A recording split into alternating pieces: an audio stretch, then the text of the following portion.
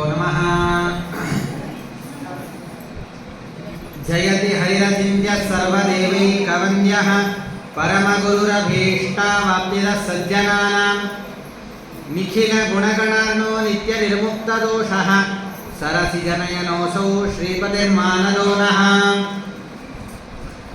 आद्यादिलक्ष्मीर्भवसु प्रसन्ना विशुद्धविज्ञानसुधैकदोग्धि अज्ञानहन्त्री त्रिगुणातिरिक्ता प्रज्ञाननेत्री भवसु प्रसन्ना अशेषवाक्याड्यमलापहन्त्री नवं नवं स्पष्टसुवाक्प्रदायिनी ममेह जिह्वाग्रसरङ्गनर्तकी भवप्रसन्ना वदने च मे श्रीः।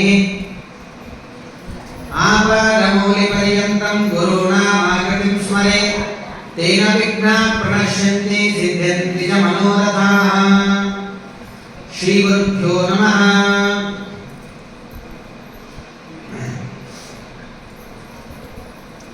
दया दाक्षिण्य वैराग्य वाक्पाटव मुखान्वितः शापानुग्रह शक्तोऽन्यो राघवेन्द्रान् न विद्यते।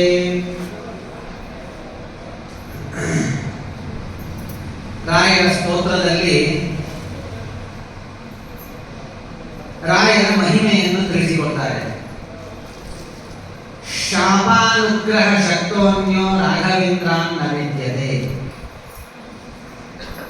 ಶಾಪ ಮತ್ತು ಅನುಗ್ರಹ, ಶಾಪ ಅನುಗ್ರಹ ಇವೆರಡೂ ತಪಸ್ವಿಗಳಿಂದ ಸಾಧ್ಯ. ಶಾಪ ಕೊಡಲಿಕ್ಕೂ ಶಕ್ತಿ ಬೇಕು, ಅನುಗ್ರಹ ಮಾಡುವುದಕ್ಕೂ ಶಕ್ತಿ ಬೇಕು. ನಾವೆಲ್ಲ ಬೇಕಾದಷ್ಟು ಜನರಿಗೆ ಬೈತೇವೆ, ಹಾಗಾಗಿ ಹೀಗಾಗಿ ಹಾಳಾಗಿ ಹೋಗು, ಅದಾಗು ಇದಾಗು ಅಂತ. ಅವ ಹಾಳಾಗಿ ಹೋಗೋದೇ ಇಲ್ಲ. ಯಾಕೆ ಹಾಗಾಗ್ತದೆ? ನಾವು ಶಾಪ ಕೊಡುವಾಗ ನಮ್ಮಲ್ಲಿ ಶಕ್ತಿ ಇದ್ದರೆ ಮಾತ್ರ ಆ ಶಾಪ ಇದು ಕಾರ್ಯಗತವಾಗ್ತದೆ. ಅನುಗ್ರಹ ಮಾಡಿದಾಗಲೂ ಅದರ ಹಿಂದೆ ಒಂದು ವಿಶಿಷ್ಟವಾದ ಶಕ್ತಿ ಇದ್ದರೆ ಅನುಗ್ರಹ ಇದು ಕಾರ್ಯಗತವಾಗ್ತದೆ. ಇದನ್ನು ರಾಯರ ವಿಷಯದಲ್ಲಿ ನೋಡಿದಾಗ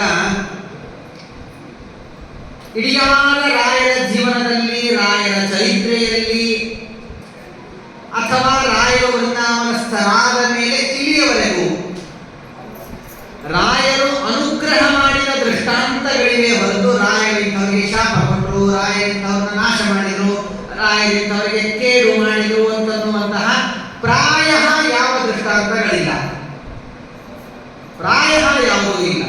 ಹೀಗಾಗಿ ಶಾಪ ಕೊಡುವುದಕ್ಕೆ ಸಾಮರ್ಥ್ಯವಿದ್ದರೂ ಕೂಡ ಶಾಪ ಕೊಡದೇ ಇರೋದು ಅಂತ ಒಂದು ಸಹನೆ ಇದೆಯಲ್ಲ, ಅದು ಬಹಳ ದೊಡ್ಡ ಗುಣ. ಎದುರಿಗಿರುವ ವ್ಯಕ್ತಿ ದುರ್ಬಲ, ಆ ವ್ಯಕ್ತಿ ನನ್ನನ್ನ ಕಾಡ್ತಾ ಇದ್ದಾನೆ, ಆ ವ್ಯಕ್ತಿ ನನ್ನನ್ನ ನಾನಾ ರೀತಿಯಿಂದ ಹಿಂಸೆ ಮಾಡ್ತಾ ಇದ್ದಾನೆ. ನಾನು ಪೂಜೆ ಮಾಡೋಕೆ ಹೋಗ್ತಾ ಇದ್ದೀನಿ, ಸ್ನಾನ ಮಾಡಿ ಬರ್ತಾ ಇದ್ದೀನಿ ನದಿಯಿಂದ, ಹಾದಿಯೊಳಗೆ ಅವನು ಕೂತಾನ, ಬಂದಾಗ ಒಂದ್ಸತಿ ಮುಟ್ಟಿದ, ಹೋಗಿ ಮತ್ತೆ ಸ್ನಾನ ಮಾಡಿ ಬಂದೆ, ಮತ್ತೆ ಮೈ ಮೇಲೆ ಹೊಲಸು ಚೆಲ್ಲಿದ, ಮತ್ತೆ 100 ಬಾರಿಯಾದರೂ ಅವನಿಗೆ ಸಾಕಾಗಬೇಕು ಹೊರತು ಸ್ನಾನ ಮಾಡಿ ಇವನಿಗೆ ಸಾಕಾಗೋದಿಲ್ಲ ಅಲ್ಲ, ಅದು ಸಹನೆ. ಈ ತರಹ ಪ್ರಾಯ ಶಾಪ ಕೊಟ್ಟದ್ದಾಗಲಿ ಕೇಡು ಮಾಡಿದ್ದಾಗಲಿ ರಾಯರ ಇತಿಹಾಸದಲ್ಲಿ ಎಲ್ಲೂ ಇಲ್ಲ. ಹೀಗಾಗಿ ಇಂಥ ವ್ಯಕ್ತಿ ರಾಯರ ಅಪಕೃಪೆಗೆ ಪಾತ್ರನಾಗಿ ಅವನು ನಾಶ ಹೊಂದಿನ ಅಂತ ಎಲ್ಲೂ ಇಲ್ಲ. ನಾವು ಮಾಡಿದ ತಪ್ಪಿನಿಂದ, ನಾವು ರಾಯರಿಗೆ ಮಾಡಿದ ಅಪಚಾರದಿಂದ ನಮಗೆ ಕೇಡಾಗಿದೆ ಹೊರತು ರಾಯರು ಶಾಪ ಕೊಟ್ಟರು, ನೀನು 100 ರೂಪಾಯಿ ಕೊಡ್ತೀನಿ ಅಂತ ಹೇಳಿದ್ವಿ, 100 ರೂಪಾಯಿ ಕೊಟ್ಟು ನೀನು ನಿನಗೆ ಶಾಪ ಕೊಟ್ಟಿದ್ದು ಹೋಗು ಅಂತನ್ನುವಂತಹ ಯಾವ ದೃಷ್ಟಾಂತಗಳು ಇಲ್ಲ, ಯಾವ ಉದಾಹರಣೆಗಳು ಇಲ್ಲ. ಹೀಗಾಗಿ ಶಾಪ ಅನುಗ್ರಹ ಶಕ್ತವನ್ನು ರಾಘವೇಂದ್ರ ಅನ್ನವಿದ್ದೆ. ಹೀಗೆ ಶಾಪ ಕೊಡದೇನೆ ಸದಾ ಕಾಲ ಅನುಗ್ರಹ ಮಾಡುವಂತಹ ಸಾಮರ್ಥ್ಯ, ಅನುಗ್ರಹ ಮಾಡುವಂತಹ ಮನಸ್ಸು, ಅನುಗ್ರಹ ಮಾಡುವಂತಹ ಶಿಷ್ಟವಾದ ವ್ಯಕ್ತಿ ಎಂದರೆ ಅವರು ರಾಘವೇಂದ್ರ ಸ್ವಾಮಿಗಳು. ರಾಯರ ಉತ್ತರಾರಾಧನೆ ನಾವೆಲ್ಲ ಒಂದು ಮಾತು ತಿಳಿಯೋಣ. ಒಟ್ಟಿನಲ್ಲಿ ರಾಯರು ನಮಗೆ ತಿಳಿಸಿಕೊಟ್ಟದ್ದೇನು? ರಾಯರು ನಮಗೆ ತಿಳಿಸಿಕೊಟ್ಟದ್ದೇನು? ರಾಯರು ಅನೇಕ ಗ್ರಂಥಗಳು ಬರೆದರು. ಗೀತೆಗೆ ವ್ಯಾಖ್ಯಾನವನ್ನು ಮಾಡಿದ್ದಾರೆ. ಗೀತಾ ವಿವೃತ್ತಿ ಅಂತ ಅನ್ನೋದು, ಉಪನಿಷತ್ತಿಗಳಿಗೆ, ಶಾಸ್ತ್ರಕ್ಕೆ, ಎಲ್ಲದಕ್ಕೂ ಅನೇಕ ಗ್ರಂಥಗಳನ್ನು ಬರೆದಿದ್ದಾರೆ. ತಮ್ಮ ತತ್ವಜ್ಞಾನದಿಂದ ನಮ್ಮ ವಾಂಗ್ಮಯವನ್ನು ಶ್ರೀಮಂತ ಮಾಡಿದ್ದಾರೆ. ಇಂಥ ಮಹಾನುಭಾವರು ಅವರು ಬರೆದದ್ದೆಲ್ಲ ನಮಗೆ ಓದಲಿಕ್ಕೆ ಆಗೋದಿಲ್ಲ. ಹಾಗಾದರೆ ರಾಯರು ಕೊನೆಯ ಕ್ಷಣದಲ್ಲಿ ವೃಂದಾವನಸ್ಥರಾಗುವಾಗ, ತಮ್ಮ ಇಹಲೋಕದ ಯಾತ್ರೆಯನ್ನು ಮುಗಿಸುವಾಗ, ಆಗ ಪ್ರಾಯ 1471 ಇಸ್ವಿ ಶ್ರಾವಣ ಮಾಸದ ಕೃಷ್ಣ ಪಕ್ಷದ ದ್ವಿತೀಯ, ಪ್ರಾಯ ವಿರೋಧಿಗಳ ಸಂವತ್ಸರ. ಅವತ್ತಿನ ದಿವಸ ರಾಯರು ವೃಂದಾವನಸ್ಥರಾಗುವಂತಹ ಪ್ರಸಂಗ. ರಾಯರು ಇಂಥ ದಿವಸ ವೃಂದಾವನಸ್ಥರಾಗ್ತಾರೆ ಅಂತ ಎಲ್ಲ ಕಡೆಗೂ ಜನರಿಗೆಲ್ಲ ಗೊತ್ತಾಗಿಬಿಟ್ಟಿದೆ. ಜನ ಎಲ್ಲ ರಾಯರ ದರ್ಶನಕ್ಕೆ ಓಡಿ ಬಂದಿದ್ದಾರೆ. ಆ ಪ್ರಸಂಗವನ್ನು ನಾವು ಇಮ್ಯಾಜಿನ್ ಮಾಡಿಕೊಳ್ಳೋಣ, ಪ್ರಸಂಗವನ್ನು ಕಲ್ಪನೆ ಮಾಡಿಕೊಳ್ಳೋಣ. ರಾಯರ ಎದುರಿಗೆ ಇದ್ದಾರೆ, ವೃಂದಾವನಸ್ಥರಾಗ್ತಾ ಇದ್ದಾರೆ. ಈಗೇನು ನೋಡ್ತೇವೆ ಇದು ಕೊನೆ, ಈಗೇನು ನೋಡ್ತೇವಲ್ಲ ಇದು ಕೊನೆ. ಇನ್ನು ರಾಯರು ಈ ದೇಹದಿಂದ ಕಾಣೋದಕ್ಕೆ ಸಾಧ್ಯವಿಲ್ಲ. ನಮ್ಮ ಮನಸ್ಸಿನಲ್ಲಿ ಅಚ್ಚೊಳೆಯದೆ ಉಳಿಯಬಹುದು, ಆದರೆ ಈಗ ಇಂತಹ ದಿವ್ಯವಾದ, ಭವ್ಯವಾದ, ಗಂಭೀರವಾದ ತೇಜಸ್ಸಿನ ಮೂರ್ತಿ ರಾಯರು ಸಿಂಹಾಸನದ ಮೇಲೆ ಎದುರಿಗೆ ಕೂತಿದ್ದಾರಲ್ಲ, ಈ ರಾಯರ ಮೂರ್ತಿ ನಾಳೆ ಕಣ್ಣಿಗೆ ಕಾಣೋದಿಲ್ಲ. ಇಂಥ ಪ್ರಸಂಗದಲ್ಲಿ ಇವತ್ತು ಅದನ್ನು ನೆನೆದರೆ ನಮಗೆ ಮನಸ್ಸಿಗೆ ಕಳವಳವಾಗ್ತದೆ. ಒಂದು ಎದುರಿಗೆ ಪ್ರತ್ಯಕ್ಷವಾಗಿ ನಿಂತು ರಾಯರು ವೃಂದಾವನಸ್ಥರಾಗುವುದನ್ನು ನೋಡುವ ಜನ ಪಾಪ ಅವರಿಗೆ ಎಷ್ಟು ದುಃಖವಾಗಿರ್ಲಿಕ್ಕಿಲ್ಲ, ಅವರಿಗೆ ಎಂತಹ ಪುಣ್ಯವಂತರಿರಬಹುದು. ಯಾಕೆಂದ್ರೆ ರಾಯರು ಕೊನೆಯ ಕಾಲದಲ್ಲಿ ಹೇಳುವ ಮಾತನ್ನ ಕೇಳುವ ಸೌಭಾಗ್ಯ ಸಿಗ್ತವರಿಗೆ, ಕೇಳುವ ಸೌಭಾಗ್ಯ ಅವರಿಗೆ ಸಿಕ್ತು. ಎಲ್ಲ ಬಂದು ನಿಂತಿದ್ದಾರೆ, ಎಲ್ಲ ಬಂದು ಸೇರಿದ್ದಾರೆ. ರಾಯರು ಆ ವೃಂದಾವನಸ್ಥರಾಗುವ ಯಾವ ಸ್ಥಳ ಇತ್ತು ಆ ಸ್ಥಳದ ಮೇಲೆ ಹೋಗಿ ಪದ್ಮಾಸನ ಹಾಕಿಕೊಂಡು ಕುಳಿತು ಕೈಯಲ್ಲಿ ಜಪಮಾಲೆ ಹಿಡಿದು ಕಣ್ಣು ಮುಚ್ಚಿ ಧ್ಯಾನಾಸಕ್ತರಾಗ್ತಾರೆ. ಕಣ್ಣು ಮುಚ್ಚಿ ಧ್ಯಾನಾಸಕ್ತರಾದರೆ ಎಲ್ಲ ಜನ ಅಂದ್ಕೊಂಡು ಮುಗಿತು, ರಾಯರ ಅವತಾರ ಕಾರ್ಯ ಇನ್ನು ಮುಗಿದು ಹೋಯಿತು. ಅಷ್ಟರೊಳಗೆ ಅವರಿಗೆ ರಾಯರ ಗಂಭೀರವಾದ ಧ್ವನಿ ಕೇಳಿಸಲಿಕ್ಕೆ ಪ್ರಾರಂಭವಾಗ್ತದೆ. ರಾಯರ ಧ್ವನಿ, ಕಣ್ಣು ಮುಚ್ಚಿ ರಾಯರು 4 ಶಬ್ದಗಳನ್ನ ಎದುರಿಗಿರುವಂತಹ ಜನರಿಗೆ ಉಪದೇಶ ಮಾಡ್ತಾರೆ. ನಾನು ಇವತ್ತು ನಿಮ್ಮೆಲ್ಲರ ಈ ಭೌತಿಕವಾದ ದೇಹದಲ್ಲಿರುವ ಕಣ್ಣಿಗೆ ಇವತ್ತಿನಿಂದ ಕಾಣೋದಿಲ್ಲ. ಕಾರಣ, ಯಾವ ಕಾರ್ಯಕ್ಕಾಗಿ ದೇವರು ನಮ್ಮನ್ನು ಇಲ್ಲಿ ಕಳಿಸಿದ್ರು ಆ ಕಾರ್ಯ ಮುಗಿದಿದೆ, ನಾವಿಲ್ಲಿ ಹೋಗಬೇಕು. ಇದು ನಮಗೂ ಅನ್ವಯ, ಜೀವನಕ್ಕೂ ಹಾಗೂ ಪ್ರತಿನಿತ್ಯ ಯಾವುದೋ ಒಂದು ಕೆಲಸಕ್ಕೆ ಹೋಗಿರ್ತೇವೆ, ಅಂಗಡಿಗೆ ಏನೋ ಒಂದು ಸಾಮಾನು ತರೋದಕ್ಕೆ ಹೋಗಿರ್ತೇವೆ, ಹಣ ಕೊಟ್ವಿ, ಅವನ ಸಾಮಾನು ಕೊಟ್ಟ ಮೇಲೂ ಅಲ್ಲೇ ನಿಲ್ತೀವ. 300 ರೂಪಾಯಿ ಟಿಕೆಟ್ ತಗೊಂಡು ಬಾಲ್ಕನಿ ಒಳಗೆ ಹೋಗಿ ಕೂತು ಪಿಕ್ಚರ್ ನೋಡಿ ಬರ್ತಿರ್ತೇವೆ. ಅದು ವೀಕೆಂಡ್ ಅಂತ ಬಂದು ಕೂಡ 300 ರೂಪಾಯಿ ಕೊಟ್ಟೇನೆ, ನಾಯೇನಿ ಕುರ್ಚಿ ಬಿಟ್ಟು ಹೋಗೋದಿಲ್ಲ, ನಾನು ಇಲ್ಲೇ ಇರ್ತೇನೆ ಹೇಳ್ತೀವ ನಾವು? ಹೇಳೋದಿಲ್ಲ ಅಲ್ವಾ? ಹಾಗಾದರೆ ಎಲ್ಲಿ ನಾವು ಹೋದ ಕೆಲಸ ಮುಗೀತದೋ ತಕ್ಷಣಕ್ಕೆ ಅಲ್ಲಿಂದ ಹೊರಟು ಬಿಡ್ತೇವೆ. ಅರ್ಥವಾಗುವ ಇನ್ನೊಂದು ಸರಳವಾದ ಒಂದು ಎಕ್ಸಾಂಪಲ್ ಕೊಡಬೇಕಾದ್ರೆ, ಆರಾಧನೆ ದಿವಸ ಊಟವಾದ ಮೇಲೆ, ಆರಾಧನೆ ಮುಗಿದ ಮೇಲೆ ಊಟವಾದ ತಕ್ಷಣಕ್ಕೆ ಮನೆಗೆ ಹೋಗ್ತೇವೆ. ಸಾಧ್ಯವಿದ್ರೆ ಹತ್ರ ಇದ್ದವರು ಮನೆಗೆ ಹೋಗಿ ತಗೋತಾರೆ. ಹೀಗಾಗಿ ಕಾರಣಾಪಗಮೇಯಾಂತಿ, ಕಾರ್ಯ ಮುಗಿದ ಮೇಲೆ ಹೊರಗೋಗಿ ಮನೆ, ಹೊರಗೋಗಿ. ಕಾರಣ ಮುಗಿದ ಮೇಲೆ ಒಂದು ಕ್ಷಣವೂ ಕೂಡ ಅಲ್ಲಿ ನಿಲ್ಲೋದಿಲ್ಲ. ಹೀಗಾಗಿ ದೇವರು ಆಜ್ಞೆ ಮಾಡಿ ಕಳುಹಿಸಿದಾಗ ಇಲ್ಲಿ ಬಂದಾಗಿದೆ. ದೇವರು ಯಾವ ಕಾರ್ಯವನ್ನು ವಹಿಸಿಕೊಟ್ಟಿದ್ದ ಆ ಕಾರ್ಯವನ್ನು ಸಾಧಿಸಿ ಆಗಿದೆ. ಇನ್ನು ದೇವರು ಹೇಳ್ದ, ನಿಮ್ಮ ಕೆಲಸ ಮುಗಿದು ನೀವು ಬನ್ನಿ ಅಂತ ನನ್ನನ್ನು ಕರೆದದ್ದಕ್ಕಾಗಿ ನಾನು ಹೋಗ್ತಾ ಇದ್ದೇನೆ. ಹೀಗಾಗಿ ಇದು ಸೃಷ್ಟಿಯ ನಿಯಮ, ಯಾರೂ ಇದನ್ನು ಮೀರೋದಕ್ಕೆ ಸಾಧ್ಯವಿಲ್ಲ. ಹೀಗಾಗಿ ನಾವು ಹೋಗ್ತಾ ಇದ್ದೇವೆ, ನೀವು ದುಃಖ ಪಡುವ ಕಾರಣವಿಲ್ಲ. ನನ್ನ ಸ್ಥಳದಲ್ಲಿ ನನ್ನ ರೆಪ್ರೆಸೆಂಟೇಟಿವ್ ಆಗಿ ನಾನು ಬರೆದ ಗ್ರಂಥಗಳಿವೆ, ನಾನು ಉಪದೇಶ ಮಾಡಿದ ವಾಕ್ಯಗಳಿವೆ, ಶಾಸ್ತ್ರಗಳಿವೆ, ಶ್ರೀಮದ್ ಆಚಾರ್ಯರು ಬರೆದ ಸರ್ವಮೂಲ ಗ್ರಂಥಗಳಿವೆ, ಈಗ ಗದ್ವಾದ ಗ್ರಂಥಗಳಿವೆ, ಅವುಗಳಿಗೆ ನಾನು ಬರೆದ ಟಿಪ್ಪಣಿಗಳಿವೆ. ಅದನ್ನೆಲ್ಲ ಇಟ್ಟುಕೊಂಡು ಪೂಜೆ ಮಾಡಿ, ಗುರುಗಳಿಂದ ಕೇಳಿ, ಅದನ್ನು ಅಧ್ಯಯನ ಮಾಡಿ, ಅದನ್ನು ಮನಸ್ಸಿನಲ್ಲಿಟ್ಟುಕೊಳ್ಳಿ, ತಲೆಯಲ್ಲಿ ತುಂಬಿಕೊಳ್ಳಿ, ಆತ್ಮಸಾತ್ ಮಾಡಿಕೊಳ್ಳಿ. ಅವುಗಳನ್ನು ಓದುವುದನ್ನು ಸರ್ವಥಾ ಬಿಡಬೇಡಿ. ಆಯರು ಹೇಳುವ ಮಾತು ನೋಡ್ರಿ, ನೀವೆಲ್ಲರೂ ಒಂದು ಲಕ್ಷಾವಧಿ ಜನ ಇಲ್ಲಿ ಬಂದಿದ್ದೀರಿ, ಲಕ್ಷಾವಧಿ ಜನ ಬಂದಿದ್ದೀರಿ. ಎಲ್ಲರೂ ಸೇರಿ ನಿಮ್ಮ ನಿಮ್ಮ ಆಯುಷ್ಯದಲ್ಲಿ 1 ವರ್ಷ ನನಗೆ ಕೊಡ್ರಿ ಸಾಕು. ಇಷ್ಟನ್ನ ರಾಯ ಕೇಳಿದ್ರೆ ನಾವು ಕೊಟ್ಟಿದ್ವೋ ಇಲ್ವೋ? ಒಬ್ಬೊಬ್ಬರ ಆಯಸ್ಸದಲ್ಲಿ ಒಂದೊಂದೇ ವರ್ಷ ಬೇಡ, 1 ದಿವಸ ಸಾಕು. ನಮ್ಮ ಆಯಸ್ಸಿನಲ್ಲಿ ನಾವು ವ್ಯರ್ಥವಾಗಿ ಕಾಲ ಕಳೆಯುವ 1 ದಿವಸವಾದ ಆಯುಷ್ಯವನ್ನ ರಾಯರು ಅಕಸ್ಮಾತ್ ಏನಾದರೂ ಕೊಡಪ್ಪ, ನೀವ್ಯಾರೇ ಕೊಡ್ರಿ ನನಗ. ನಾವೆಲ್ಲರೂ 1 ವರ್ಷ ಆಯುಷ್, 1 ದಿವಸದ ಆಯಸ್ಸನ್ನು ಕೊಟ್ಟಿದ್ರು. ರಾಯರು ಕೊನೆಯವರೆಗೂ ಇಟ್ಬಿಡ್ತಿದ್ರು. ಅವರಿಗೆ ಆಯಸ್ಸನ್ನು ಕೊಡುವ ಸೌಭಾಗ್ಯ ನಮಗಿಲ್ಲ. ಅವರು ಕೊಡುವುದಕ್ಕಾಗಿ ಬಂದವರು, ಬೇಡಿ ಇಸ್ಕೊಳ್ಳುವುದಕ್ಕೆ ಬಂದವರಲ್ಲ. ಭಗವಂತನ ಆಜ್ಞೆಯನ್ನ ಪರಿಪಾಲನೆ ಮಾಡುವುದಕ್ಕಾಗಿ ಭೂಮಿಗೆ ಇಳಿದು ಬಂದ ಮಹಾನುಭಾವರೇ ಹೊರತು ನಾವು ಕೊಡುವ 1 ದಿನದ ಆಯುಷ್ಯದ ಭಿಕ್ಷೆಯನ್ನ ಬೇಡುವುದಕ್ಕಾಗಿ ಬಂದ ಭಿಕ್ಷುಗಳಲ್ಲ ಅವರು. ಹೀಗಾಗಿ ಅವರ ಕೆಲಸ ಮುಗಿದು ಹೊರಟು ಹೋದರು. ಅವರ ಸ್ಥಾನದಲ್ಲಿ ಗ್ರಂಥಗಳನ್ನು ಇಟ್ಟು ಹೋದರು.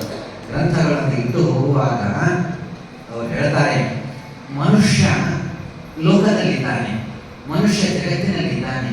ಜಗತ್ತಿನಲ್ಲಿ ಚಿಂತೆಗಳು ಅನೇಕ. ಚಿಂತೆ ಯಾರಿಲ್ಲ ಹೇಳಿ?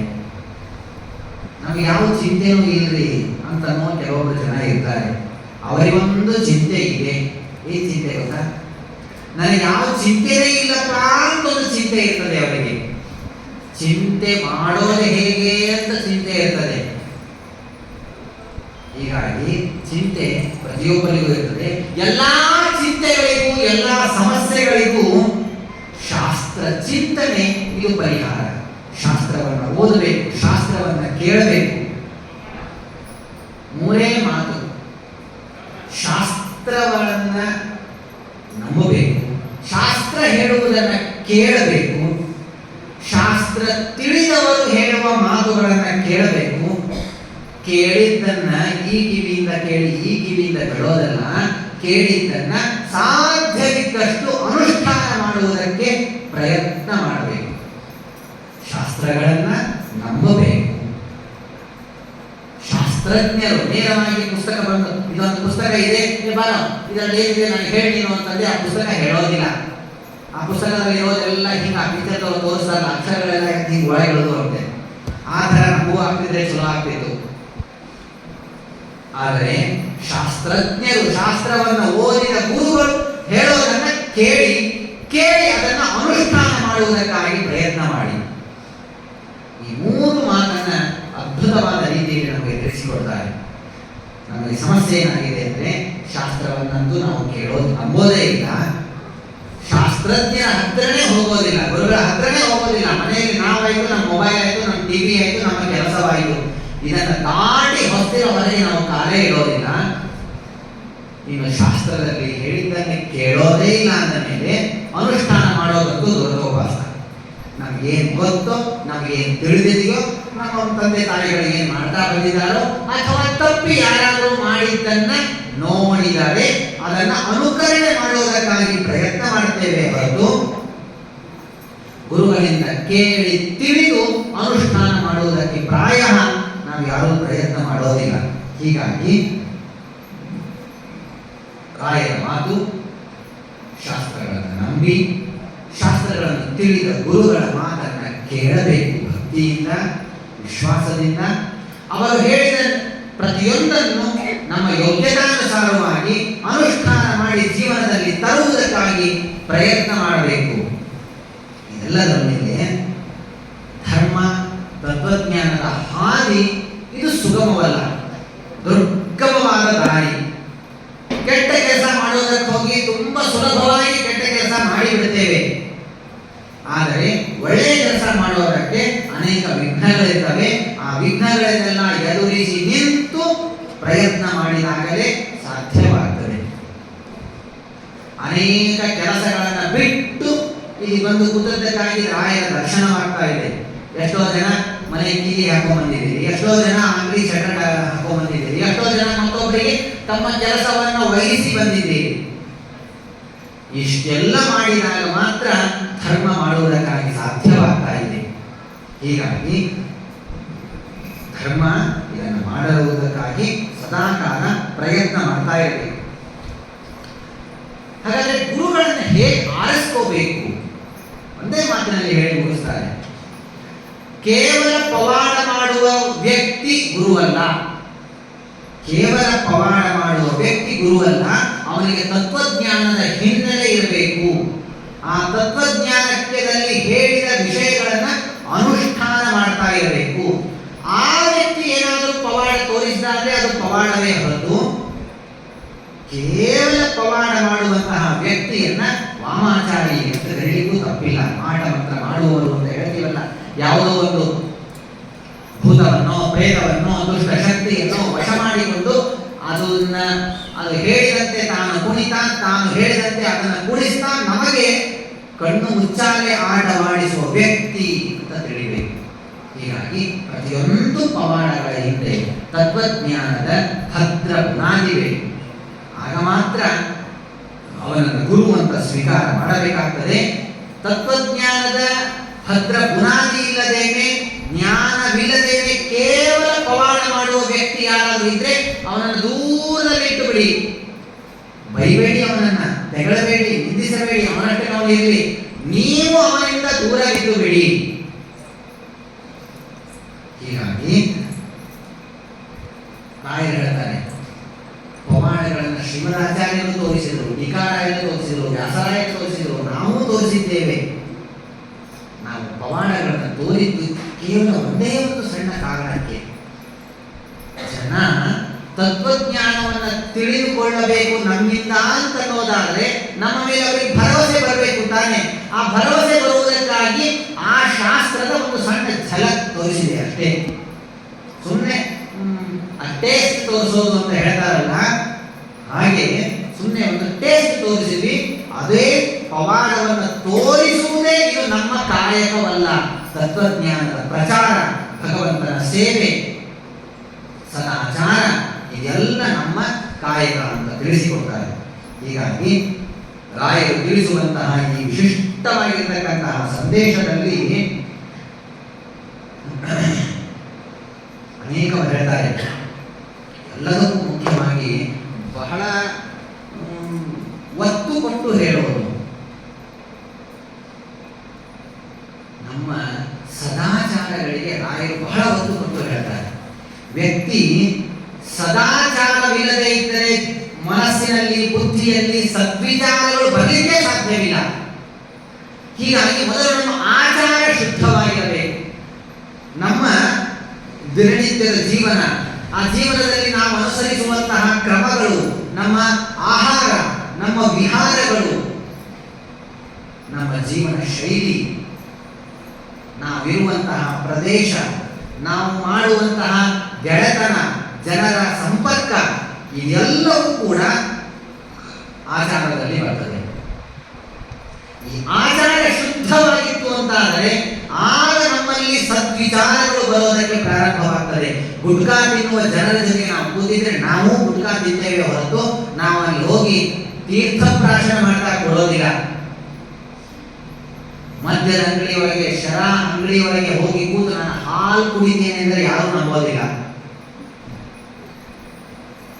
ನೋಡೋಣ, ಇಷ್ಟೆಲ್ಲ ಮಂದಿ ಕುಡಿಲಿಕ್ಕತ್ತಾರ, ಇಷ್ಟೆಲ್ಲ ಮಂದಿ ಸೇರ್ಲಿಕ್ಕತ್ತಾರ, ಹುಚ್ಚರೇನು ಅವರು? ಅವ್ರಿಗೆ ಗೊತ್ತಿಲ್ಲ ಏನು?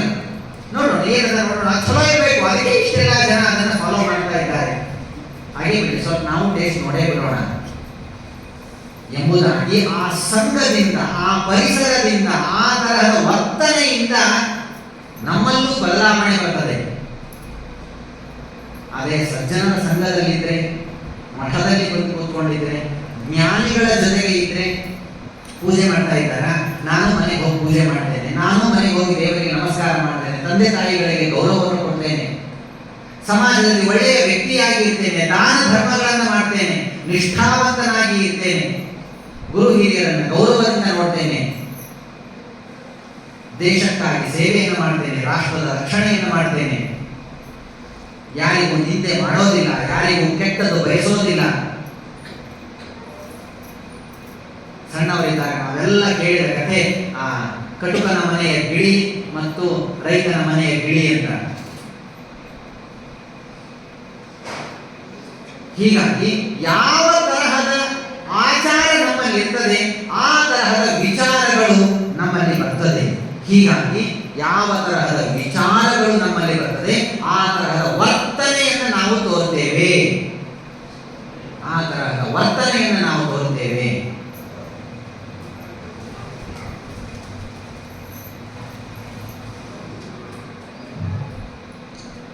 ಎಲ್ಲ ತಂದೆ ತಾಯಿಗಳಲ್ಲಿ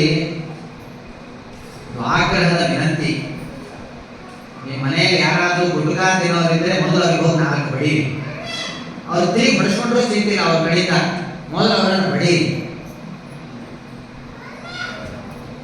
ಯಾಕೆ? ವಿಷವನ್ನು ತಿಂತಾ ಇರ್ತಾರೆ, ಬೇಡ ಅಂತ ಹೇಳಿ. ಅವ್ರು ತಿನ್ನೋದಾದ್ರೆ ಮನೆಯಲ್ಲಿರುವ ಮಕ್ಕಳಿಗೂ ಕೊಟ್ಟು ತಿನ್ನಲಿ.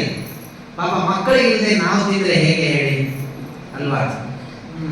ಮನೆಯಲ್ಲಿ ಮಾವಿನ ಹಣ್ಣು ತಿಂದ್ರೆ ಮಕ್ಕಳಿಗೆ ತಂದ್ರೆ ಮಕ್ಕಳಿಗೆ ಕೊಟ್ಟು ತಿಂತೇವೆ, ಚಾಕ್ಲೇಟ್ ತಂದ್ರೆ ಮಕ್ಕಳಿಗೆ ಕೊಟ್ಟು ತಿಂತೇವೆ, ಏನೋ ಒಂದು ಮನೆಗೆ ಒಂದು ಒಳ್ಳೆಯ ವಸ್ತು ತಿಂದ್ರೆ ಮಕ್ಕಳಿಗೆ ಕೊಟ್ಟು ತಿಂತೇವಲ್ಲ, ಇದನ್ಯಾಕೆ ಮಕ್ಕಳಿಗೆ ಕೊಡದೆ ತಿನ್ನೋದು? ಹಾಗೆಲ್ಲ ಮಾಡಬಾರ್ದು. ಹೀಗಾಗಿ ತಾಯಂದಿರು ಅವರ ಕೈಯಿಂದ ಕಸ್ಕೊಂಡು ಮಕ್ಕಳಿಗೆ ಕೊಡಿ, ಈ ನಿಮಿತ್ತದಿಂದ ಅವರು ಬಿಟ್ಟು ಬಿಡಲಿ. ಹೀಗಾಗಿ ದುರಾಚಾರದಿಂದಾಗಿ ಸದ್ವಿಚಾರಗಳು ಬರೋದಕ್ಕೆ ಸಾಧ್ಯವಿಲ್ಲ. ಸದ್ವಿಚಾರ, ಒಳ್ಳೆಯ ಸದಾಚಾರ ಬೇಕು, ಅದರಿಂದ ಸದ್ವಿಚಾರಗಳು ಬರ್ತವೆ, ಆ ಸದ್ವಿಚಾರಗಳಿಂದ ಸದ್ವರ್ತನೆ ಇರ್ತದೆ, ಅದರಿಂದ ಕೀರ್ತಿ, ಐಶ್ವರ್ಯ, ಸಂಪತ್ತು ಎಲ್ಲ ತಂತಾನಾಗಿ ಬರ್ತದೆ. ಹೀಗಾಗಿ ಇಂತಹ ವಿಶಿಷ್ಟವಾದ ಸಂದೇಶವನ್ನ ನಮಗೆ ರಾಘವೇಂದ್ರ ಸ್ವಾಮಿಗಳವರು ನೀಡಿದ್ದಾರೆ. ಸದಾಚಾರದಲ್ಲಿ ಏಕಾದಶಿ ಉಪವಾಸವಿರಬಹುದು, ನಮಸ್ಕಾರವಿರಬಹುದು, ಪಾರಾಯಣವಿರಬಹುದು, ದೇವರಿಗೆ ಮಾಡುವಂತಹ ಎಲ್ಲ ರೀತಿಯ ಸೇವೆ ಇರಬಹುದು, ದಾನ ಧರ್ಮವಿರಬಹುದು, ಇದೆಲ್ಲ ಆಚಾರದಲ್ಲಿ ಅಂತರ್ಗತವಾಗ್ತದೆ. ಇಷ್ಟೆಲ್ಲ ಆಗಿ ನಮ್ಮಿಂದ ಜಗತ್ತಿನಲ್ಲಿ ಯಾರಿಗೂ ನೋವಾಗದಂತೆ ಇರುವುದಕ್ಕಾಗಿ ಪ್ರಯತ್ನ ಮಾಡಬೇಕು. ತತ್ವ ಚಿಂತನೆಯನ್ನ ಮಾಡ್ತಾ ಜೀವನವನ್ನ ಕಳೆಯಬೇಕು. ಪ್ರತಿನಿತ್ಯ 10 ನಿಮಿಷ, ಅರ್ಧ ಗಂಟೆ, 1 ಗಂಟೆ ನಮ್ಮ ನಮ್ಮ ಸಮಯಕ್ಕೆ ಅನುಗುಣವಾಗಿ ಪ್ರತಿನಿತ್ಯ ಯಾವುದಾದರೂ ಸದ್ವಿಚಾರಗಳನ್ನು ಕೇಳ್ತಾ ಇರಬೇಕು. ಹೀಗಾಗಿ ಒಟ್ಟಾರೆ ಇಡಿಯಾದ ಜೀವನ ಇದು ಒಂದು ಯಜ್ಞ. ಈ ಇಡಿಯಾದ ಜೀವನ ಒಂದು ಯಜ್ಞ, ಇದು ಅತ್ಯಮೂಲ್ಯವಾಗಿರ್ತಕ್ಕಂತಹ ಕ್ಷಣಗಳನ್ನು ದೇವರು ನಮಗೆ ಕೊಟ್ಟಿದ್ದಾನೆ. ಅತ್ಯಮೂಲ್ಯವಾದ ಕ್ಷಣಗಳು. ಅದನ್ನು ವ್ಯರ್ಥ ಮಾಡಿಕೊಳ್ಳದೇನೆ ಭಗವಂತನ ಗುರುಗಳ ಸೇವೆಗಾಗಿ ಮೀಸಲಿಟ್ಟು ನಮ್ಮ ದೈನಂದಿನ ವ್ಯಾಪಾರಗಳ ಜೊತೆಗೆ ಅಥವಾ ದೇವರ ಗುರುಗಳ ಸೇವೆಯ ಜೊತೆಗೆ ದೈನಂದಿನ ವ್ಯಾಪಾರಗಳನ್ನು ಮಾಡ್ತಾ ಜೀವನವನ್ನು ನಡೆಸಬೇಕು. ಇಷ್ಟೆಲ್ಲ ಆಗಿ ಸ್ವೋತ್ತಮರಲ್ಲಿ ಭಕ್ತಿ, ಸಮಾನರಲ್ಲಿ ಸ್ನೇಹ ಭಾವ, ಕಿರಿಯರಲ್ಲಿ ವಾತ್ಸಲ್ಯ. ಗುರು ಹಿರಿಯರಲ್ಲಿ ಭಕ್ತಿ, ಸಮಾನರಲ್ಲಿ ಸ್ನೇಹ, ಸಣ್ಣವರಲ್ಲಿ ವಾತ್ಸಲ್ಯ. ಭಕ್ತಿ, ಸ್ನೇಹ, ವಾತ್ಸಲ್ಯ ಈ 3 ಇದ್ದರೆ ಸಾಕು, ಎಲ್ಲೂ ದ್ವೇಷಕ್ಕೆ ಅವಕಾಶವೇ ಇಲ್ಲ. ಹಿರಿಯರಲ್ಲಿ ಭಕ್ತಿ ಇದ್ರೆ ನಿಮಗೆ ಗೊತ್ತಾಗ್ತದೆ, ಸಂಪೂರ್ಣ ಅಂತನ್ನುವಂತಹ ಮಾತೇ ಬರೋದಿಲ್ಲ.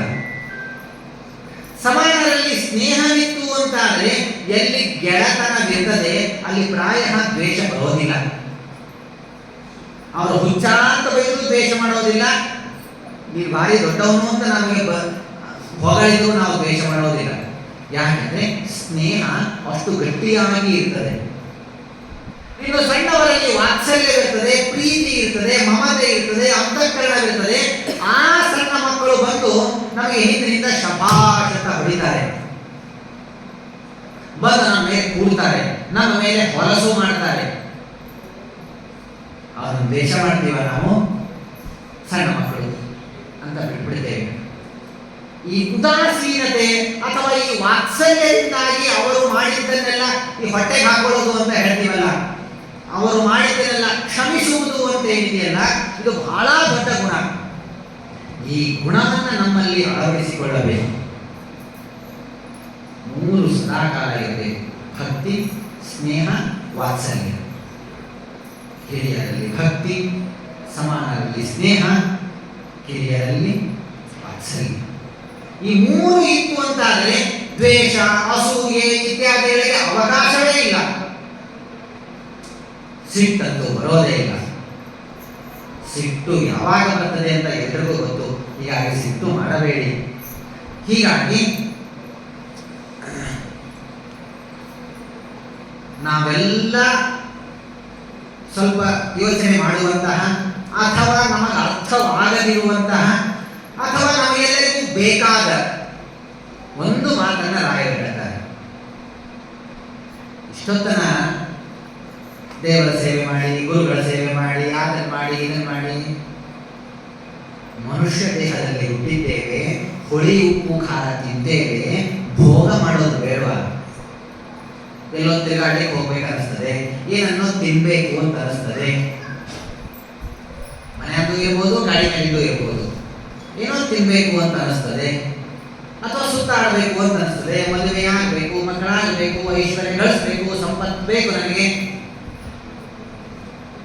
ಎಲ್ಲ ನಮಗೆ ಆ ಭೋಗಗಳನ್ನು ಮಾಡೋದೇ ಬೇಡುವ. ಹಾಗಾದ್ರೆ ರಾಯರು ಹೇಳ್ತಾರೆ,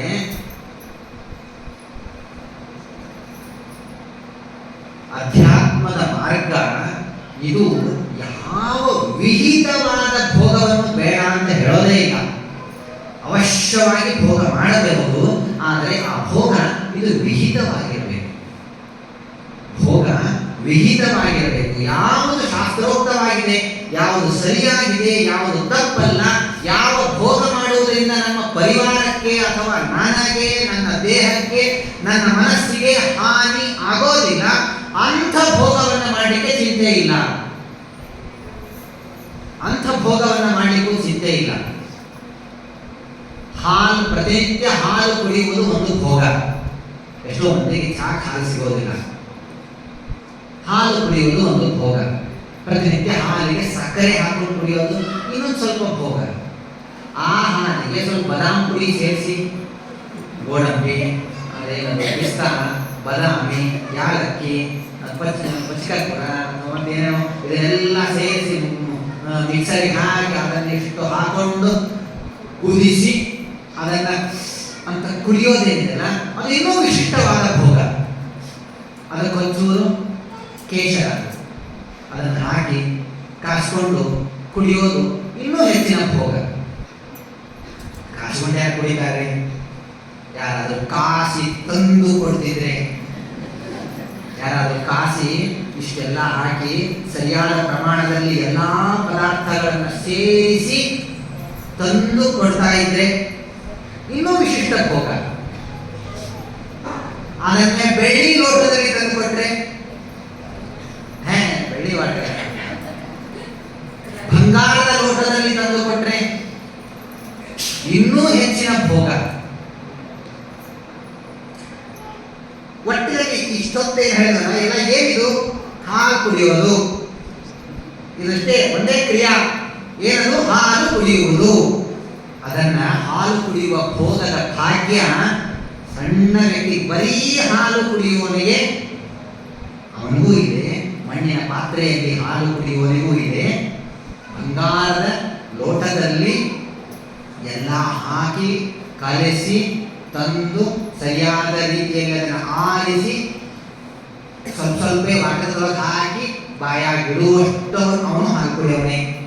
ಆದರೆ ಭೋಗ ಅಂತ ಅನ್ನೋದು ಎಲ್ಲ ಕಡೆಗೂ ವ್ಯತ್ಯಾಸವಾಗ್ತದೆ. ಹೀಗೆ ಈ ತರಹದ ಯಾವ ಭೋಗವನ್ನು ಶಾಸ್ತ್ರ ಬೇಡ ಅಂತ ಹೇಳೇ ಇಲ್ಲ. ಯಾವ ಭೋಗವನ್ನು ಬೇಡ ಅಂತ ಹೇಳಿಲ್ಲ. ಈ ಹಾಲು ಕುಡಿಯುವುದರಿಂದ ದೇಹಕ್ಕೆ ಯಾವುದೇ ತರಹದ ಹಾನಿ ಇಲ್ಲ.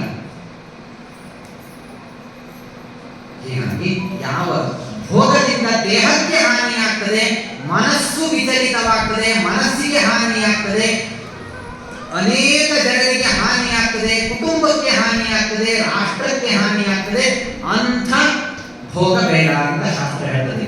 ಮದುವೆ ಮಾಡ್ಕೊಳ್ತೀಯಾ, ಮಾಡ್ಕೋ. ಸಂಪತ್ತು ಗಳಿಸ್ತೀಯಾ, ನ್ಯಾಯ ಮಾರ್ಗದಿಂದ ಸಂಪತ್ತನ್ನು ಬೇಕಾದಷ್ಟು ಗಳಿಸು. ಯಾರು ಹೇಳೋದಿಲ್ಲ ಕೇಳೋದಿಲ್ಲ. ನಿನಗೆ ಭೂಮಿ ಇದೆ, ಬೇಕಾದಷ್ಟು ಬೆಳ್ಕೊಂಡಿದ್ದೀಯಾ, ತಿನ್ನು.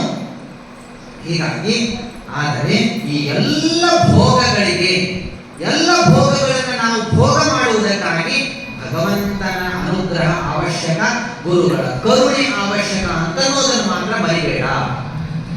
ದೇವರು ನಮಗಾಗಿ ಆಹಾರವನ್ನು ಸಿದ್ಧ ಮಾಡಿ ನಮಗೆ ಕೊಡ್ತಾ ಇದ್ದಾನೆ ಅಂತ ಅನ್ನೋದನ್ನು ಮಾತ್ರ ಮರಿಬೇಡ. ನಾನು ಹಣ ಕೊಟ್ಟು ತಂದೆ ಅಂತ ಅನ್ನೋದು ಎಷ್ಟು ನಿಜನೋ, ಆ ಆಹಾರ ಪದಾರ್ಥ, ಆ ಧಾನ್ಯ ಸಿದ್ಧವಾಗುವುದಕ್ಕಾಗಿ ಹಿಂದೆ ಎಷ್ಟೆಷ್ಟು ಜನರ ಪ್ರಯತ್ನವಿದೆ ಅಂತ ಅನ್ನೋದನ್ನು ಮರೆಯಬೇಡ. ಇವತ್ತು ನಾವು ರಾಯರ ಪ್ರಸಾದಕ್ಕೆ ಬಂದಿದ್ದೇವೆ.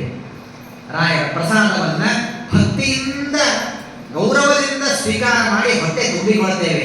ತೃಪ್ತಿಯಾಯಿತು ಅಂತ ಹೇಳಿ ಧನ್ಯರಾಗ್ತೇವೆ. ಆ ಪ್ರಸಾದ ಸಿದ್ಧವಾಗಬೇಕಾದ್ರೆ ಯಾರೋ ಹೋಗಿ ಸಾಮಾನು ತರಬೇಕು, ಅದಕ್ಕಾಗಿ ಯಾರೋ ಒಬ್ಬರು ದೇಣಿಗೆ ಕೊಡಬೇಕು. ಅದನ್ನು ಕಾಯ್ಕೋತ ಒಂದು ಕುರ್ಚಿ ಹಾಕೊಂಡು ಕೂತು ಕಾಯ್ಕೋತ ಕೊಡಬೇಕು. ಕಾಯ್ಕೋತ ಕೂತು ಅದನ್ನು ಇಸ್ಕೋಬೇಕು, ಅದನ್ನು ವಿನಿಯೋಗ ಮಾಡಬೇಕು, ಧಾನ್ಯವನ್ನು ತರಬೇಕು, ರಕ್ಷಣೆ ಮಾಡಿ ಇಡಬೇಕು. ಇಲ್ಲಿ ಮತ್ತೊಂದು ಕಡಿದಾದಂತೆ ರಕ್ಷಣೆ ಮಾಡಿ ಇಡಬೇಕು. ಅಲ್ಲಿಂದ ಸ್ಟೋರ್ ರೂಮಿನ ಹೊತ್ಕೊಂಡು ಅಡಿಗೆ ಮನೆಗೆ ಹೋಗ್ಬೇಕು. ಅಲ್ಲೊಂದು 4 ಮಂದಿ ಒಲಿ ಹಚ್ಚಿ ಆ ಉರಿಯುವ ಬೆಂಕಿಯ ಮುಂದೆ ನಿಂತು ಪಾಪ ಒದ್ದಾಡ್ತಾ ಉಪವಾಸದಿಂದ ಅದನ್ನು ಬೇಯಿಸಬೇಕು, ಅದನ್ನು ತಂದು ನೈವೇದ್ಯ ಮಾಡಬೇಕು, ಅದನ್ನೊಬ್ಬರು ತಂದು ನಮಗೆ ಬಡಿಸಬೇಕು, ಅದನ್ನು ನಾವು ತಿನ್ನಬೇಕು. ಬಡಿಸುವಾಗ ಸ್ವಲ್ಪ ಹೆಚ್ಚು ಬಿತ್ತು, ಸ್ವಲ್ಪ ಕಡಿಮೆ ಬಿತ್ತು ಅಂತಂದ್ರೆ ಮುಖ ಸೊಟ್ಟ ಮಾಡ್ತೇವೆ. ಅದರ ಹಿಂದೆ ತಂದು ನಮಗೆ ಸ್ವಲ್ಪವೋ ಹೆಚ್ಚೋ ಹಾಕುವುದರ ಹಿಂದೆ ಎಷ್ಟೆಲ್ಲ ಜನರ ಪರಿಶ್ರಮವಿದೆ ನಮ್ಮ ಗಮನಕ್ಕೆ ಬರೋದಿಲ್ಲ. ನನಗೆ ಅನ್ನ ಹಾಕಲಿಲ್ಲ, ನನಗೆ ಪಾಯಸ ಹಾಕಲಿಲ್ಲ, ನನಗೆ ಕಡುಬು ಹಾಕಲಿಲ್ಲ, ನನಗೆ ಹೋಳಿಗೆ ಹಾಕಲಿಲ್ಲ, ನನಗೆ ತುಪ್ಪ ಬರಲಿಲ್ಲ, ನಮ್ಮ ಲೈನಿಗೆ ಯಾರು ಹೇಳಿಲ್ಲ ಕೇಳಲಿಲ್ಲ. ನಾನು ಹಣೆಯೇ ಅಷ್ಟೇ. ಇವತ್ತು ನನಗೆ ಪ್ರಸಾದ ಇಷ್ಟೇ. ಮನೆಯಲ್ಲಿ ಅಮ್ಮ ಆಫೀಸ್ ಹೋಗ್ಬೇಕಾಗಿತ್ತು, ಬಹಳ ಗಡಿಬಿಡಿ ಆಯ್ತು. ಚಪಾತಿ ಒಂದೇ ಮಾಡಿಟ್ಟು ಹೋದ್ದು, ಭಕ್ರಿ ಒಂದೇ ಮಾಡಿಟ್ಟು ಹೋದ್ದು, ಬರೀ ಅನ್ನ ಒಂದೇ ಕುಕ್ಕರ್ ಹಚ್ಚಿ ಬೇಯಿಸಿ ಇಟ್ಟು ಹೋದ್ದು, ಏನು ಮಾಡಿಲ್ಲ. ಉಪವಾಸ ಕೂಡ್ತೀವ ಅಥವಾ ಬಂದು ಡಬ್ಬಿ ಡಬ್ಬಿ ಡಬ್ಬಿ ಡಬ್ಬಿ ಹುಡುಗಾಡಿ ಚಟ್ನಿ ಪುಡಿ, ಉಪ್ಪಿನಕಾಯಿ, ಮತ್ತೊಂದು ತಂದು ಹಾಕಿ ಕಲಿಸಿ ಹೊಡ್ತಾ ಹೊಡೆದು ಮಾಡ್ಕೊಂಡ್ಬಿಡ್ತೇವೆ. ಹೀಗಾಗಿ ನಾವು ತಿನ್ನುವ ಒಂದು ಅನ್ನದ ಹಿಂದೆ ಎಷ್ಟೆಲ್ಲ ಜನರ ಪರಿಶ್ರಮವಿದೆ ಅಂತ ಅನ್ನೋದನ್ನು ನೆನೆದು ಈ ಭಗವಂತ ಅವರೆಲ್ಲರ ಮುಖಾಂತರ ಅನುಗ್ರಹ ಮಾಡಿ ನನಗೆ ನನ್ನವರೆಗೂ ಈ ಬೆಂದ ಆಹಾರ ಬಂದು ನನ್ನ ಬಾಯಿಯೊಳಗೆ ಬೀಳ್ತಾ ಇದೆ. ಆ ಬಾಯಿಯೊಳಗೆ ಬಿದ್ದ ಆಹಾರ ನನ್ನ ದೇಹದೊಳಗೆ ಹೋಗಿ ನನ್ನ ದೇಹಕ್ಕೆ ಪುಷ್ಟಿಯನ್ನು ಕೊಟ್ಟು, ದೇಹಕ್ಕೆ ಶಕ್ತಿಯನ್ನು ಕೊಟ್ಟು, ಹೊಲಸು ಭಾಗವೆಲ್ಲ ಸರಿಯಾದ ರೀತಿಯಲ್ಲಿ ಹೊರಗೆ ಹೋಗುವವರೆಗೂ ದೇವರ ಕೆಲಸವಿದೆ. ಹೊರಗೆ ಹೋಗುವವರೆಗೂ ದೇವರ ಕೆಲಸವಿದೆ. ಎಷ್ಟೋ ಜನ ಹೇಳ್ತಾರೆ ಇದೆಲ್ಲ ನೇಚರ್, ಇದು ನಾವು ತಿಂತೀವಿ, ತಿನ್ನೋದು ಒಳಗೆ ಹೋಗ್ತದೆ, ಪಚನವಾಗ್ತದೆ, ಎಲ್ಲ ಸರಿಯಾಗಿ ಬಿಡ್ತದೆ. It's A nature. ಆ ನೇಚರ್ ಕೆಲವೊಂದು ಬಾರಿ ಉಂಡ ಆಹಾರ ಹೊಲಸು ರೂಪದಲ್ಲ ಹೊರಗೆ ಹೋಗದಿರುವಾಗ ಯಾಕೆ ಹೋಗಿ ಡಾಕ್ಟರ್ ಹತ್ರ ನಮ್ಮ ಮಗನಿಗೆ ಒಂಚೂರು ಆರಾಮಿಲ್ರಿ, ನಮ್ಮ ಅಮ್ಮನಿಗೆ ಒಂಚೂರು ಆರಾಮಿಲ್ರಿ, ನಮ್ಮ ಅಪ್ಪಗೆ ಒಂಚೂರು ಆರಾಮಿಲ್ರಿ, ಒಂಚೂರು ಅಭಿಷೇಕ ಮಾಡ್ರಿ ಅಂತ ಹೇಳಿ ಹೊಲಸು ಹೊರಗೆ ಹೋಗದಿದ್ದಕ್ಕೆ ನಾವು ಅಭಿಷೇಕ ಮಾಡಬೇಕಿಲ್ಲಿ. ಹೀಗಾಗಿ ದೇವರು ನಮಗಾಗಿ ಇಷ್ಟೆಲ್ಲವನ್ನ ಮಾಡಿಕೊಟ್ಟಿದ್ದಾನೆ. ಇದರ ಕೃತಜ್ಞತೆ ಇರಲಿ. ಸದಾಕಾಲ ದೇವರಿಗೆ, ಗುರುಗಳಿಗೆ ಕೃತಜ್ಞರಾಗಿರಿ ಅಂತ ರಾಯರು ನಮಗೆ ತಿಳಿಸಿಕೊಡ್ತಾರೆ. ಭಗವಂತ ನೀನು ಕೊಟ್ಟದ್ದನ್ನ ನಿನಗೆ ಸಮರ್ಪಣೆಯನ್ನು ಮಾಡ್ತಾ ಇದ್ದೀನಿ. ನನ್ನ ಹತ್ರ 100 ರೂಪಾಯಿ ಇದೆಯಲ್ಲ, 10 ರೂಪಾಯಿ, 15, 20, 30, 50 ನನ್ನ ಯೋಗ್ಯತಾನುಸಾರವಾಗಿ ನಿನಗೆ ಸಮರ್ಪಣೆಯನ್ನು ಮಾಡ್ತೇನೆ, ಸ್ವೀಕಾರ ಮಾಡು, ಅನುಗ್ರಹವನ್ನು ಮಾಡು. ಇದೆಲ್ಲದರ ಜೊತೆಗೆ ಸದ್ವಿಚಾರಗಳನ್ನ ಬೆಳೆಸ್ಕೋಬೇಕು ಅಂತ ಅನ್ನೋದು ಎಷ್ಟು ನಿಜವೋ ಅದರ ಜೊತೆಗೇನೆ ದುರ್ವಿಚಾರಗಳು ದುರಾಚಾರಗಳು ನಮ್ಮ ಹತ್ತಿರ ಬರದಂತೆ ನಾವು ಅದನ್ನು ಕಾಯ್ದುಕೊಳ್ಳಬೇಕು ಅಂತನ್ನೋದು ಅಷ್ಟೇ ಮಹತ್ವದ್ದಾಗಿದೆ. ಹೀಗಾಗಿ ಕೊನೆಯೊಂದು ಮಾತು ಹೇಳ್ತಾರೆ. ಆಯ್ದ ಮಾತುಗಳನ್ನು ಮಾತ್ರ ಹೇಳುವುದಕ್ಕಾಗಿ ಪ್ರಯತ್ನ ಮಾಡಿದೆ. ಒಂದು ಮಾತು ಹೇಳ್ತಾರೆ, ನಾವು ಬೇಕಾದಷ್ಟು ಮಾಡಬೇಕು ಅಂತ ಪ್ರಯತ್ನ ಮಾಡ್ತೀವಿ, ನಮಗೇನು ಗೊತ್ತಿಲ್ಲ ಅಂದಮೇಲೆ ಮಾಡೋದ್ರಲ್ಲಿ ಏನು ಆಗ್ತಿಲ್ಲ, ಮಾಡೋದ್ರಲ್ಲಿ ತಪ್ಪಾಯ್ತು ಅಂದ್ರೆ ಏನ್ ಮಾಡೋದು? ಮಾಡುವಾಗ ತಪ್ಪಾಗ್ತದೆ, ಹೀಗಾಗಿ ತಪ್ಪು ಮಾಡೋದ್ರಾಗ ಏನಾಗ್ತಿದ್ರೆ ಈಗ ನಮ್ಗೆ ಗೊತ್ತಿಲ್ಲ, ನಾವು ಮಾಡೋದಿಲ್ಲ. ಅದು ಧರ್ಮವೇ ಇರ್ಬೋದು, ಕರ್ಮವೇ ಇರ್ಬೋದು, ದಾನವೇ ಇರ್ಬೋದು, ಧರ್ಮವೇ ಇರ್ಬೋದು, ಅಥವಾ ಏನೋ ಇರ್ಬೋದು. ನಮಗೆ ಗೊತ್ತಿಲ್ಲ, ಹೀಗಾಗಿ ನಾವು ಮಾಡೋದಿಲ್ಲ ಅಂತ ಅನ್ನೋರಿಗೆ ತಲೆ ಮೇಲೆ ಬಾರಿಸ್ತಾರೆ, ಬಡಿತಾರೆ ರಾಯರು. ಈ ಕೈಯಾಗ ತಗೊಂಡು ಹಿಂಗೆ ತುತ್ತು ಬಾಯಾಗ ಹಾಕೊಂಡು ನಮ್ಮ ಅಂತ ತಿನ್ನಬೇಕು ಅಂತ ಗೊತ್ತಿದ್ದ ನಿಮಗೆ? ಬಾಳೆಹಣ್ಣು ಹಿಂಗೆ ತಗೊಂಡು ಹಿಂಗೆ ಸಿಪ್ಪಿ ಸುಲ್ಕೊಂಡು ತಿನ್ಬೇಕು ಅಂತ ಗೊತ್ತಿದ್ದ? ಮಾವಿನ ಹಣ್ಣು ಅದನ್ನು ತಗೊಂಡು ಹೆಚ್ಕೊಂಡು ಮೆತ್ತಗೆ ಮಾಡಿ ತಿನ್ಬೇಕು ಅಂತ ಗೊತ್ತಿದ್ದ? ಸಣ್ಣ ಕೂಸಿದ್ದ ಮಾವಿನ ಹಣ್ಣು ಕೊಟ್ಟರೆ ಸಿಪ್ಪಿ ಸಮೇತ ನಮ್ಮ ಅಂತ ತಿಂದು ಮುಗಿಸ್ಬಿಟ್ಟಿದ್ದೀವಿ. ಆಟವಾಡುವಂತ ತೆಂಗಿನಕಾಯಿ ಕೊಟ್ಟರೆ ತಿನ್ನೋದಕ್ಕೆ ಹೋಗಿದೆ, ಯಾರಾದ್ರೂ ತಿಂತಾರ? ಇಂಥದ್ದನ್ನ ಹೀಗೆ ತಿನ್ಬೇಕು ಅಂತ ತಿಳಿಸಿಕೊಟ್ಟಾಗಲೇ ತಾನೆ. ಹೀಗಾಗಿ ಮೊದಲು ಪ್ರಯತ್ನ ಮಾಡು, ತಪ್ಪಾದರೂ ಚಿಂತೆ ಇಲ್ಲ, ಅಪಚಾರವಂತೂ ಆಗೋದಿಲ್ಲ. ಮಾಡುವುದಕ್ಕೆ ಪ್ರಯತ್ನ ಮಾಡು, ತಿಳಿಯುವುದಕ್ಕಾಗಿ ಪ್ರಯತ್ನ ಮಾಡು, ತಿಳಿದುಕೊಂಡು ಮಾಡು, ತಿಳಿದುಕೊಂಡು ಕರ್ಮಗಳನ್ನು ಮಾಡು. ಕರ್ಮ ಮಾಡೋದಿಲ್ಲ, ನನಗೆ ಗೊತ್ತಿಲ್ಲ ಅಂತ ಬಿಟ್ಟು ಕೂಡಬೇಡ. ಕರ್ಮ ತ್ಯಾಗ ಹಾಗೂ ನಿಷಿದ್ಧ ಕರ್ಮಗಳ ಆಚರಣೆ ಎರಡೂ ಕೂಡ ಮಾಡಬೇಡ. ಏನ್ ಗೊತ್ತೋ ಅದನ್ನು ಮಾಡು, ಏನ್ ಗೊತ್ತಿಲ್ಲ ತಿಳಿದು ಮಾಡು, ಏನ್ ಗೊತ್ತಿಲ್ಲ ತಿಳಿದು ಮಾಡು.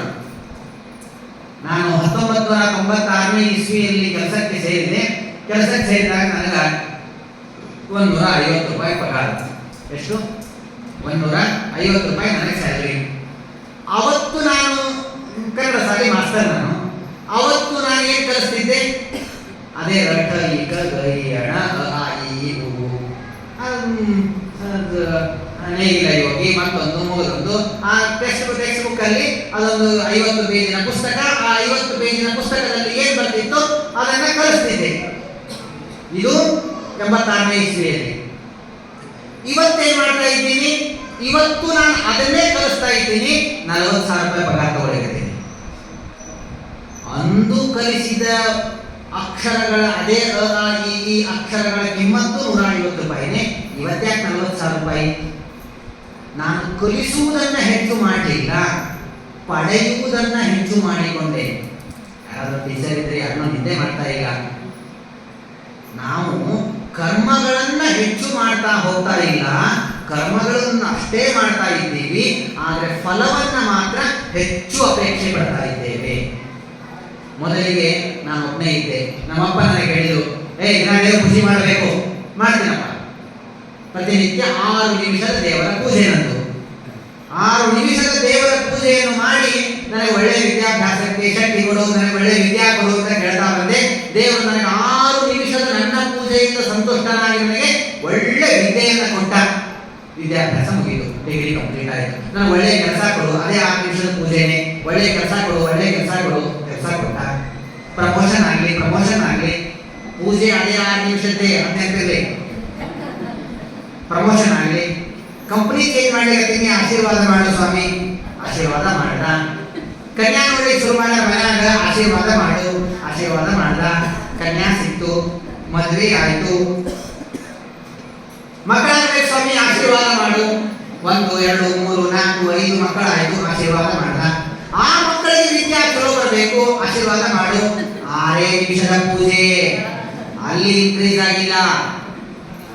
ಈಗ ದೇವರು ನನಗೂ ಆಶೀರ್ವಾದ ಮಾಡ್ಬೇಕು, ನನ್ನ ಹೆಂಡತಿಗೂ ಆಶೀರ್ವಾದ ಮಾಡ್ಬೇಕು, ನನ್ನ 5 ಮಕ್ಕಳಿಗೂ ಆಶೀರ್ವಾದ ಮಾಡಬೇಕು, ನನ್ನ ಆರೋಗ್ಯ ಸರಿ ಇರ್ಬೇಕು, ಹೆಂಡತಿ ಬುದ್ಧಿ ಸರಿ ಇರ್ಬೇಕು, ಮಕ್ಕಳ ವಿದ್ಯಾ ಸೆಟ್ ಆಗಿ ಬರ್ಬೇಕು.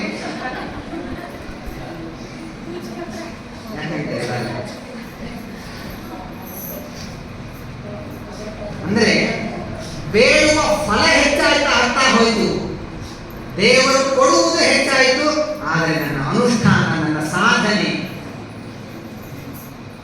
ನಾನೇನ್ ಪೇಮೆಂಟ್ ಮಾಡಬೇಕಾಗಿತ್ತು, ಏನ್ ಪಡ್ಕೋತಾ ಇದ್ದೀನಿ ದೇವರಿಂದ, ಅದಕ್ಕೆ ಏನ್ ಪೇಮೆಂಟ್ ಮಾಡಬೇಕಾಗಿತ್ತು ಆ ಪೇಮೆಂಟ್ ಅಲ್ಲಿ ಇನ್ಕ್ರೀಸ್ ಆಗಲಿಲ್ಲ. ನನ್ನ ಮದುವೆ ಸಮಯಕ್ಕೆ 5,000 ರೂಪಾಯಿಗೆ ಒಂದು ತಲೆ ಬಂಗಾರ ಇತ್ತು. ನನ್ನ ಮರಿಮೊಮ್ಮಗಳ ಮದುವೆ ಕಾಲಕ್ಕೂ 5,000 ರೂಪಾಯಿ ಕೊಡ್ತೀನಿ, ನಾನು ಒಂದು ತಲೆ ಬಂಗಾರ ಕೊಡಬೇಕು ಅಂದ್ರೆ ಯಾರು ಕೊಡ್ತಾರೆ?